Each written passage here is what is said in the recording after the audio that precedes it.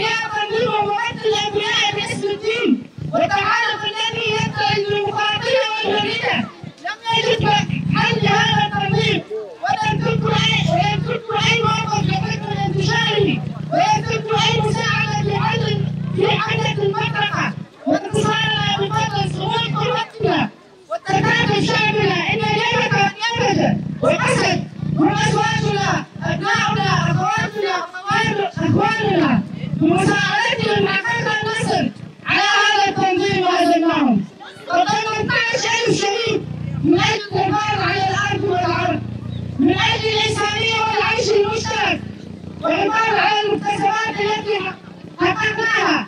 نريد معرفة السبب الذي يجعل من التحالف والدول القادمة إعطاء الضوء الأكبر لاسترداد أراضينا وأرض الأبرياء رجالا ونساء أطفال وشيوخ.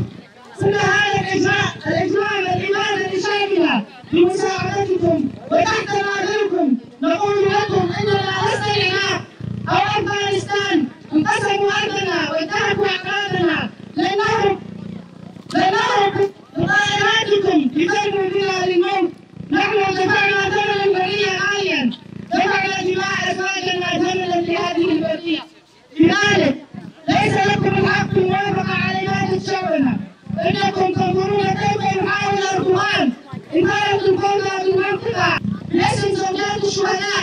نطالب منظمة الأمم أن تضع اسم أردوغان وحكومته وقائد جيشه بقائمة الإرهاب ونناشد المحامين الشرفاء في العالم العربي والغربي بتشكيل فريق ورفع دعوة باسم زوجات الشهداء ضد أردوغان لمحكمة دولية بتهمة جرائم حرب. إبادة الشعب واستعمال السلاح الكيماوي. زوجات الشهداء 26/11/2022.